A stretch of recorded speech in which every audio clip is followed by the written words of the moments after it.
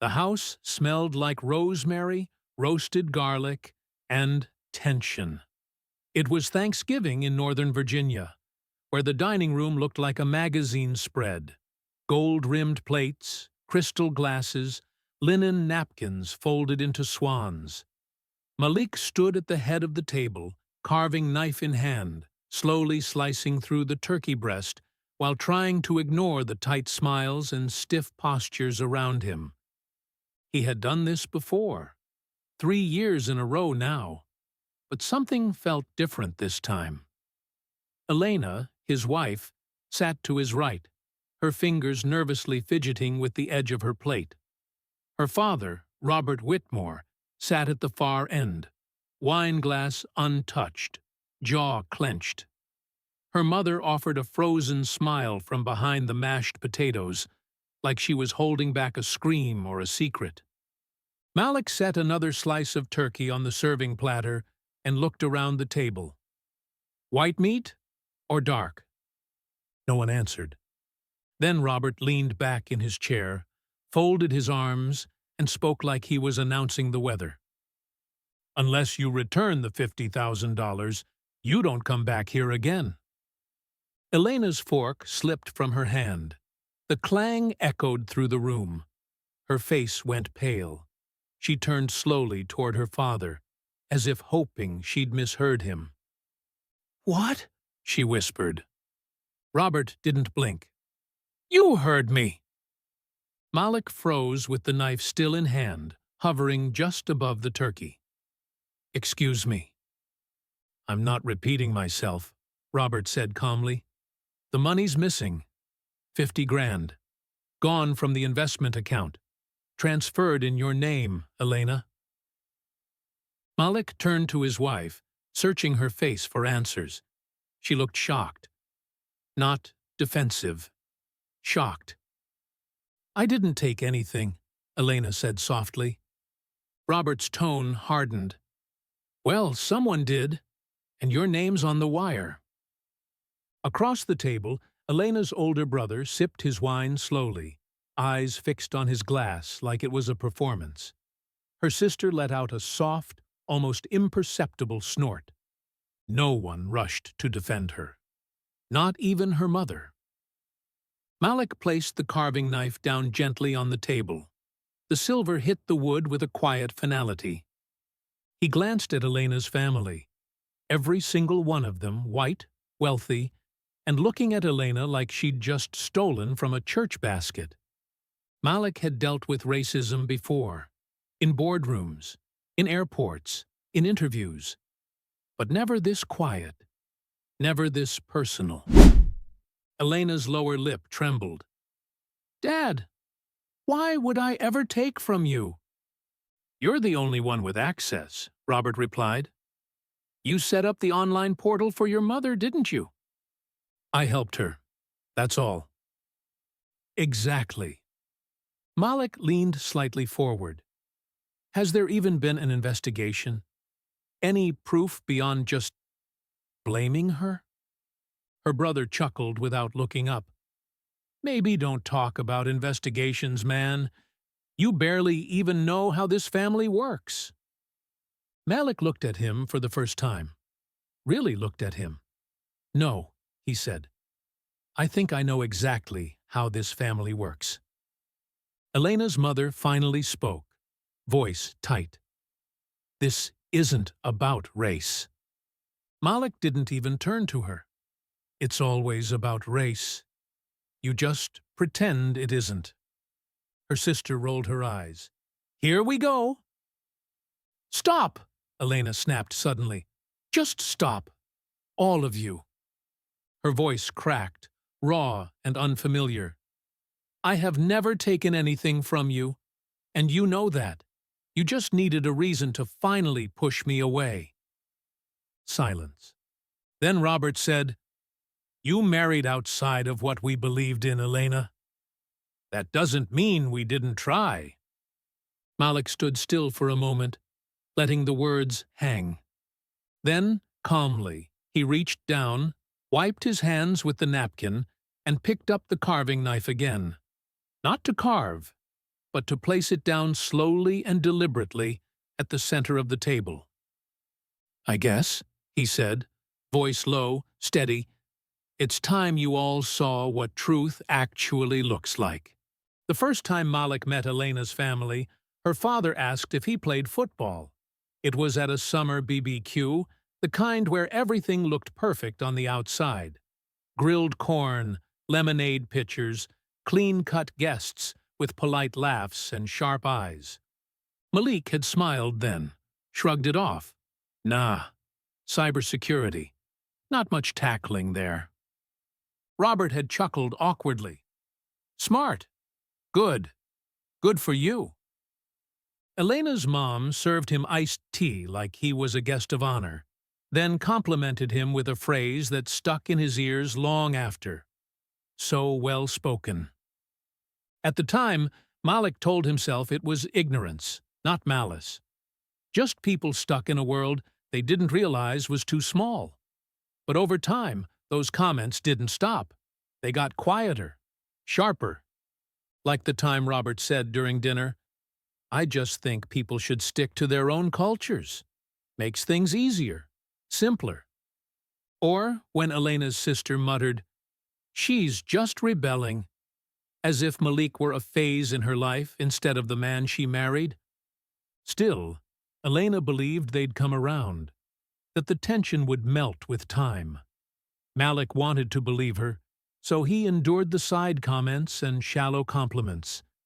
He stayed polite, helpful, distant, but never absent. He remembered the day of their wedding. Elena's parents didn't help pay, said it was too rushed, claimed they weren't ready. But later, after the ceremony, they showed up smiling for photos like nothing had happened. Malik had stood there, arm around Elena, feeling like a prop in someone else's portrait. 2 years into their marriage, he offered to help her parents with home repairs. The front porch needed rebuilding. Elena's dad declined. "We don't need charity," Robert said. "It's not charity," Malik replied. "It's family." Her dad said nothing. Later that night, Elena had apologized. She always did. "They're just stuck. They'll grow." So when her mother claimed she couldn't log into her new online banking, it was Elena who suggested Malik could help. Malik sat at their kitchen counter, patient, professional, explaining each step to her mom. Passwords, 2-step verification, linking the phone number. He printed a small card with instructions, wrote down the backup codes, and handed it to her mother with a smile. "I'll even tape it inside the kitchen drawer for you," Malik said. "That way you won't lose it." Her mom thanked him, hugged him even. That was just 6 months ago. Malik now replayed that moment again and again. The drawer wasn't locked. The codes were right there, next to the extra pens and birthday candles. Back then, it had felt like a small gesture. Trust. Help. Now it felt like he'd left the front door open. Elena had always believed her family was just emotionally distant. Not racist, not cruel, just closed off, guarded. But tonight proved something else. They didn't just tolerate Malik. They resented him. Not for anything he'd done, but for what he was. When they smiled in his face and called him impressive, they meant impressive for you. When they said, "You've come so far," they meant far from where we think you started. He realized now that Elena had spent her whole life trying to be the daughter they could accept. They let her, until she brought home someone they'd never fully welcome. And now, with $50,000 missing, they didn't even need proof. Just someone to blame. Someone whose presence had always been a problem they didn't want to name. Malik sat beside Elena in silence that night, her head resting against his shoulder, tears soaking into the fabric of his shirt. She didn't speak. She didn't need to. They both knew. This wasn't about a bank account. It never was. The morning sun came up, but it didn't bring warmth. Elena hadn't spoken much since the night before. She sat at the small hotel breakfast table, stirring a cup of coffee she wouldn't drink. Her eyes were puffy, red-rimmed. Malik watched her in silence, waiting for the moment she'd say something. Anything. But instead, she just whispered, "They really think I did it." Malik didn't answer. He didn't have to. The night had already spoken louder than any words could. Back at her parents' house, the blame still hung in the air like smoke. They hadn't asked questions. They hadn't asked her what happened. They hadn't shown her any documents, no screenshots, no paper trail. Just a flat accusation in front of a full table and a room full of silent stares that made her feel less like a daughter and more like a criminal. That silence, that was what hurt most. Not one of them stood up. Not even her mother. Later that evening, when they returned to talk things out, her mother didn't open the door. Just texted, "Let things cool down first." But what was left to cool? Inside that perfect White House with the vaulted ceilings and spotless furniture sat a family that had already made its decision. And they didn't need facts. They just needed a story that made sense in their world. And blaming Elena made sense, because it let them forget about what they didn't want to admit out loud. That Malik made them uncomfortable. They hadn't said it in words, but it was in the way her brother glanced sideways when Malik walked into a room. The way her sister's tone turned clipped and formal when he spoke. The way her father, even when pretending to be polite, always added a little edge to his words, like Malik was a stranger who'd overstayed his welcome. But now, with money missing, they had a perfect excuse, and they didn't even need to say Malik's name. They just had to let the assumption float. Elena did it. She accessed the account. She had the codes. She had the trust. She had him. That was enough. When they drove back to the house a second time, Malik insisted they try. Elena sat quietly in the passenger seat, clutching her phone like it might give her answers. When the front door opened, it wasn't her father or mother who greeted them. It was her sister, arms crossed, leaning against the door frame like a guard dog. "We said we needed time," she said flatly. Elena looked exhausted. "I just want to talk to Mom." "She's resting." Malik stepped forward. "You don't get to shut the door after accusing her in front of everyone." Her sister raised an eyebrow. "No one accused her. We said what the bank showed." "Then where's the proof?" Malik asked. "Because, from what I've heard, you made up your minds before even asking questions." "We saw the transaction, the wire. It's her name. That's all we need." Malik stared at her. "That's not proof. That's lazy racism." She scoffed. "Don't pull the race card." "I'm not pulling it," he said calmly. "You handed it to me wrapped in white linen on Thanksgiving Day." Her face twisted. "You think this is about you?" "No," he said. "I think it's always been about me. You just finally found a way to say it without saying it." She started to shut the door. Elena stopped her, hand on the frame. "Tell Mom I came here in good faith. That's more than you ever gave me." Then she stepped back, eyes shining with fresh tears. Malik watched her as they walked down the steps. He knew that walk. The one where you don't cry yet because you're trying not to break. The one where your breath catches in your throat. And the weight of being betrayed by blood is heavier than any betrayal by strangers.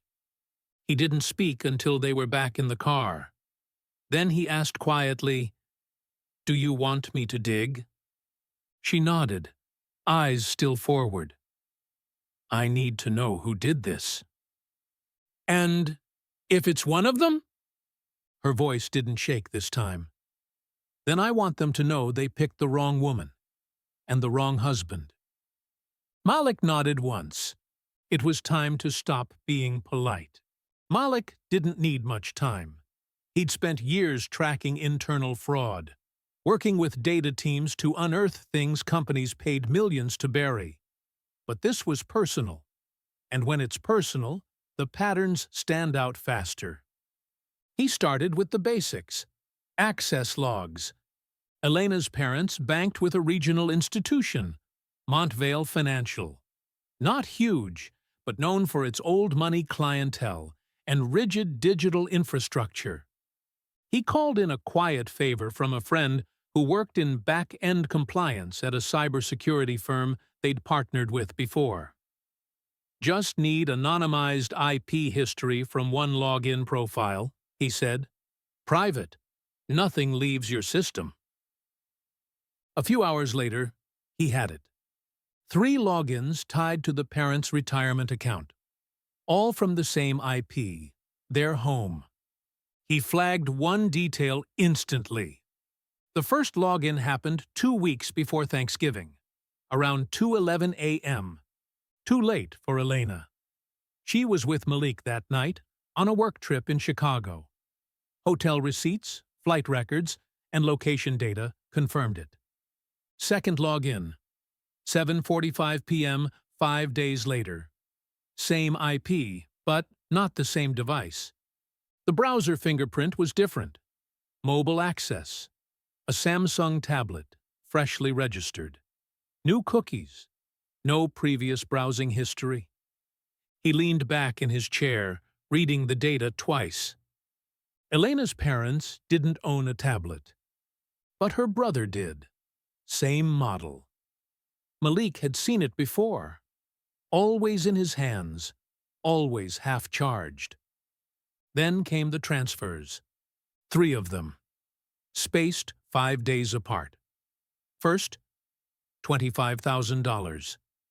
Second, $15,000. Third, $10,000. All just under the single-day federal reporting threshold for flagged transactions.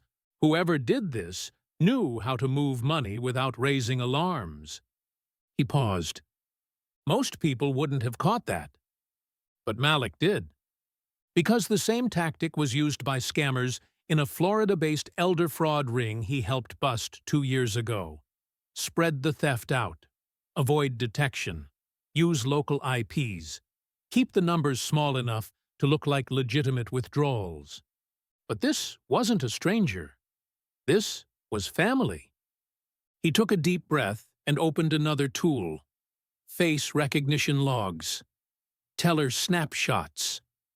Montvale's systems auto-captured images of account holders during high-value transactions. Grainy, low-res, but time-stamped and tagged. He pulled the first one. The person was wearing a hoodie, head low, sunglasses on. But Malik knew that jawline. Lisa. Elena's sister. He zoomed in further.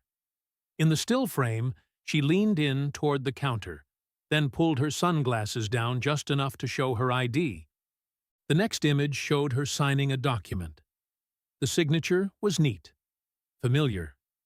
He dug out a photo of a grocery list Lisa had written last summer. Same loops, same tilt, same curl in the S. Next withdrawal. David.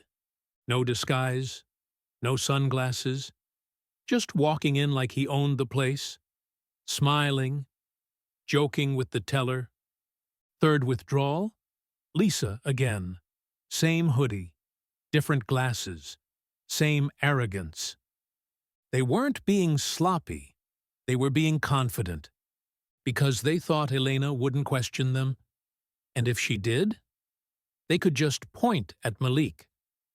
He stared at the screen. It wasn't just about the money. They'd planned this. They waited until Elena helped set up online access. They waited until Malik printed and labeled those password cards. Then they used the account like it was theirs, and planted the suspicion right on the woman they'd always resented.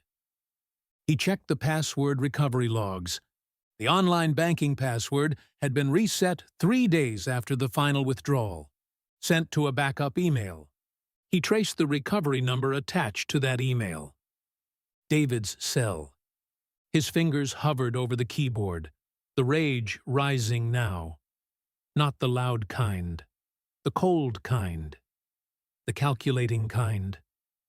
They framed Elena, and they did it thinking no one would dig. They thought Malik's intelligence was a surface thing, something he wore in a suit, something he kept at the office. But now it was coming for them.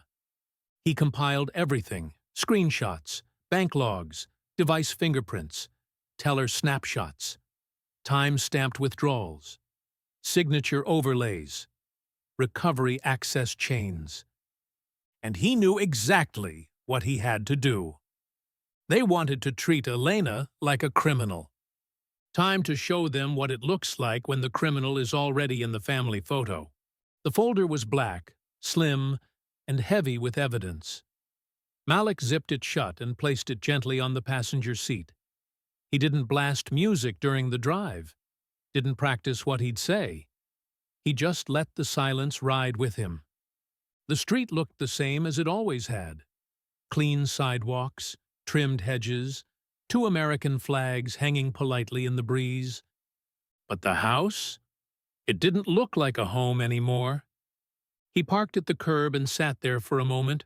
From the window, he could see movement in the kitchen. Elena's father at the stove, her mother drying dishes, Lisa sitting at the counter, David leaning against the fridge like always. Malik stepped out, folder in hand. He didn't knock, just opened the door and walked in. The room went still. Lisa's mug froze halfway to her lips. David uncrossed his arms but didn't move. Elena's mother gasped softly. Her father turned from the stove, wooden spoon still in his hand. No one spoke. Malik walked straight to the kitchen island, placed the folder on the same polished wood where Elena had once rolled out sugar cookie dough for her nieces. He looked each of them in the eye, then slowly unzipped the folder. "You believed Elena stole from you," he said quietly. "You said she accessed the accounts, that the transfers were her doing. Let me show you what really happened." He pulled out the first printed image, a grainy photo of Lisa, hoodie pulled up, sunglasses on, standing at the teller's counter, her signature visible on the form. "October 12th, Malik said, $25,000, in person, not online." Lisa didn't move. Second photo. David, smiling, handing over a check. No disguise, just confidence. October 17th, $15,000. Teller logs, match your ID. David opened his mouth, but nothing came out. Malik laid down a sheet of paper beside the photos, a screenshot of the password recovery email. "This phone number is tied to the recovery contact for Elena's banking account," Malik said. "It's yours, David." David's lips parted. That doesn't prove anything." Malik didn't raise his voice. "It proves you changed the access after the withdrawals, after you used her name." Lisa finally set her mug down. Her voice was flat, bitter. "You went through our stuff?" Malik's eyes didn't leave hers. "You went through Elena's mother's purse. You took her ID. You used it. And when the money was gone, you let your family point fingers at your own sister." Lisa looked away. Her mother stepped forward, trembling. "But the bank told us it was online." "They assumed," Malik said. "That's what people do when they don't look closely. The logins came from your house. But the device wasn't Elena's. It was David's tablet. Same model, same MAC address, same location. Robert stepped closer, voice hard. "You're making this more dramatic than it needs to be." Malik slowly laid down the final page. A signature comparison. Lisa's handwriting side by side with the teller form. Number. You did that the moment you decided a wire transfer in your daughter's name was enough to make her a thief. Lisa's voice cracked. You always get everything. You and Elena. The respect. The praise. We were just trying to level the field. Malik stared at her. You didn't level anything. You destroyed trust. David finally muttered, It wasn't personal. Malik stepped back, folder now empty on the counter. It's always personal when it's family. Elena's mother sat down slowly, eyes glassy. She didn't speak. She just reached for the photo of Lisa at the bank, hands trembling. Robert looked older, like the weight of what just happened had suddenly added 10 years to his back. He asked the question no one wanted to say out loud. What are you going to do with this? Malik looked at him for a long time, then answered with the same calm that had terrified boardroom executives. I'm not pressing charges, but the file has already been sent to your family attorney. What happens next is up to you. He zipped the folder shut. No shouting, no threats, just silence, just shame. Then he turned, walked to the door, and stopped once. You told Elena not to come back unless she returned the money, he said softly. She didn't take the money. He glanced back at them, but I brought the truth. 3 days passed. Neither Lisa nor David reached out. Elena didn't expect them to. She sat quietly at their kitchen table in D.C., scrolling through her phone, staring at texts that never came. Malik watched her from the doorway, waiting for the moment she'd break the silence. But she didn't. Not in anger, not in sadness, just a quiet, tired stillness that only betrayal could carve out. Then the call came. Not from her siblings, not from her parents, from the family attorney. I received a packet, the woman said, her voice neutral, with evidence attached. Are you planning to press charges? Malik took the phone from Elena. We're not legally, but we're done protecting people who didn't even hesitate to accuse her. The attorney paused. Understandable. I'll advise them to return the funds voluntarily. There will be consequences either way. Malik said nothing. He didn't need to. The folder had already done the speaking. 2 more days later, it began. First, David's employer called Elena's father. The compliance team had received a flagged notice from the bank. A quiet heads-up tied to David's name, account activity, and employment. By Friday, David was suspended, pending investigation. Lisa lost her credit union job the same day. Teller logs don't lie. Neither do signature overlays, especially when one of the withdrawals matched her employee login region during her lunch break. Elena didn't gloat. She didn't even smile. She just sat in the same spot by the window, watching it rain, hands folded around her cup, like she was still waiting to feel something. Malik sat across from her and asked gently, Do you feel better? She shook her head. Just hollow. He understood that kind of empty. The kind that comes after truth wins, but trust doesn't return with it. Then came the letter. Handwritten. No return address. Inside, a short note from her mother. We were wrong. I see that now.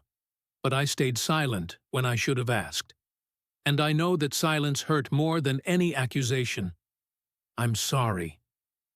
Elena read it twice, then folded it and placed it in a drawer. She didn't reply. The silence from her father? Deafening. No apology. No message. No ownership. Just distance. Lisa moved out of the house. David, according to a cousin, had gone quiet. There was no dramatic apology, no desperate knock on the door. Just a broken family splintering further apart, quietly, like ice cracking in slow motion. Malik watched it unfold with the stillness of a man who'd spent his life uncovering truth others tried to hide. But this wasn't about fraud anymore. It was about dignity. Justice didn't always roar. Sometimes it just stood up, calmly laid out the facts, and left people to sit with what they'd done. Elena walked into the living room that night, holding the empty folder. "What do I do with this?" she asked. "Keep it," Malik said. "Not for revenge, for memory." She nodded, then placed it at the back of a drawer, behind old paperwork, out of sight, but not forgotten.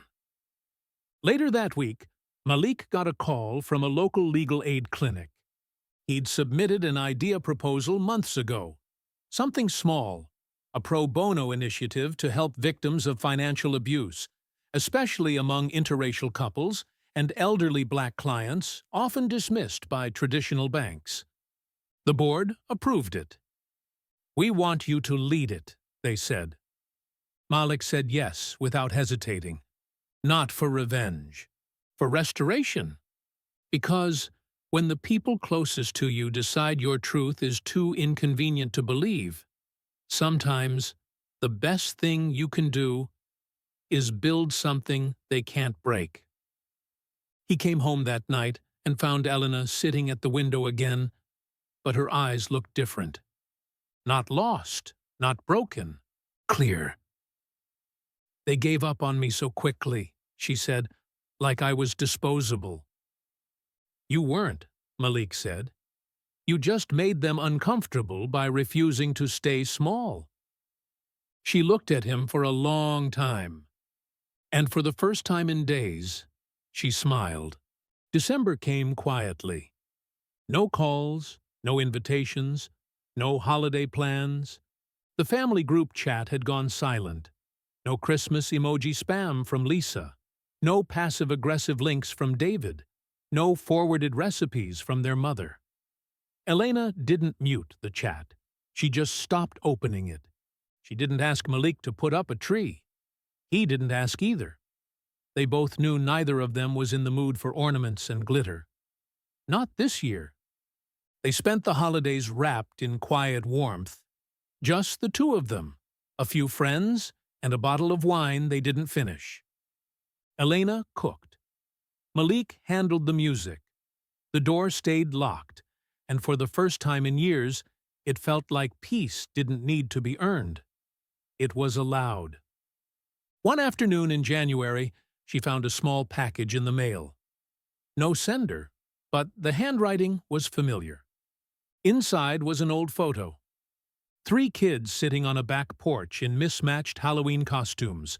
Lisa with tin-foil wings, David dripping in red paint, and Elena in a homemade scarecrow outfit, straw sticking from her sleeves. On the back, a note in shaky handwriting. "We didn't know how much we'd miss you until you were gone." No signature. Elena stared at the photo for a long time, then placed it face down on the table. She didn't cry, not because it didn't hurt, but because she'd already done her grieving. Malik walked in, towel over his shoulder, fresh from the gym. He glanced at the photo, then at her. "Another guilt letter?" he asked softly. She nodded. He waited. "You want to respond?" She looked up. "Number I want to move forward." He nodded once. "Then let's do that." The seminar series started 2 weeks later. It was held at a local community college. Nothing fancy, just a small hall with plastic chairs and a whiteboard that squeaked when the markers ran out. but it was full. Older couples, single moms, caretakers, all there to learn how to protect their accounts, detect fraud, and document abuse, especially when it came from inside their own families. Malik didn't lecture. He spoke, slow, calm, focused, like truth was a lifeline and not a hammer. After the first session, a white-haired woman waited until the room cleared. She stepped up and placed a hand on Elena's arm. "I wish I had a daughter like you." Elena smiled politely, didn't say what she was thinking. "So did my mother. Once." That night, she and Malik sat on the porch of their apartment, wrapped in blankets, sipping tea. The city buzzed around them, horns, laughter, distant sirens. But their world felt still. "What do you think they're doing right now?" Elena asked. Malik didn't have to ask who she meant. He exhaled slowly, probably trying to rewrite the story, convince themselves it wasn't that bad. She nodded. "They'll never say it out loud." "They don't need to," he said. "You already saw everything they didn't say when it counted." She rested her head on his shoulder. "I used to think if I did everything right, they'd always be proud of me." "They were proud of the version of you they could control," Malik said. "The one who didn't question them. The one who didn't love me." She didn't flinch. She just whispered, "I love you." "I know," he said. "I love you back." He stood up, walked inside, and returned with the folder, the black one that had once held the evidence. He opened it, now empty. "What do you want to do with this?" he asked. Elena looked at it, then at him. "Keep it." He placed it gently in a drawer under the bookshelf, tucked behind mortgage papers and tax returns. Not forgotten, just filed away.